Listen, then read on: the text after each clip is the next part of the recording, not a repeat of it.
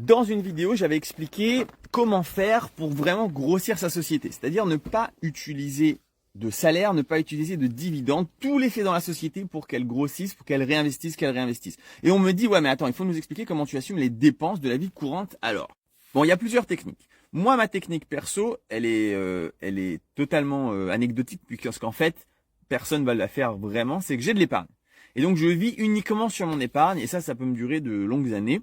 Donc, pendant des années, je n'utilise pas du tout l'argent de la société, je ne me donne rien, ça grossit, c'est pas du tout imposé, et donc, les boîtes grossissent.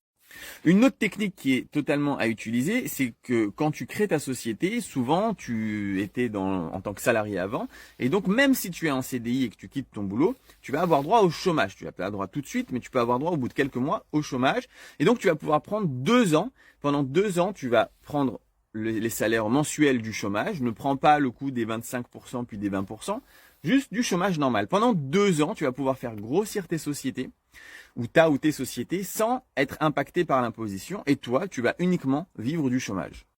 C'est parfaitement légal, c'est parfaitement encouragé par Pôle emploi. Ils préfèrent que tu crées une société plutôt que tu ailles retourner bosser, donc ils te laissent tranquille, ils ne t'appelleront jamais.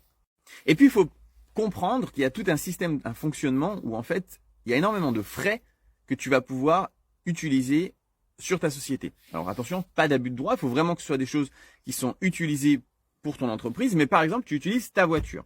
Selon les voitures, selon sa consommation, tu vas avoir un forfait kilométrique qui est énorme en fait, qui va être entre 50, 60, 70 centimes du kilomètre. Imaginons que tu es dans l'immobilier, que tu vas aller voir un bien qui se trouve à Lille et que tu es à hier et que tu fais l'aller-retour en voiture et tu vas faire, 2000 kilomètres durant un week-end.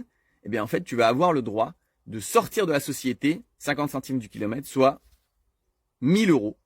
Tu vas pouvoir te livrer, te donner sur ton compte, alors que tu n'as pas vraiment dépensé 1000 euros pour faire ce trajet. Donc tu récupères un peu d'argent comme ça, mais attention, il faut vraiment faire les kilomètres.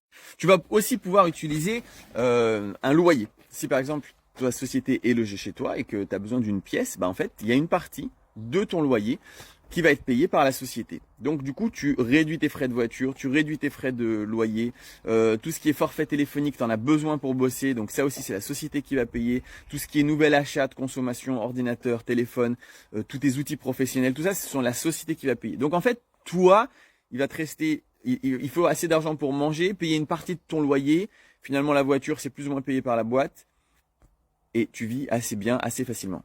Et un jour, oui, tu sortiras de l'argent, tu te feras plaisir, mais attends d'abord de grossir fortement avec ta société. Il y a aussi la technique des dividendes à l'IR, mais j'ai pas le temps d'expliquer.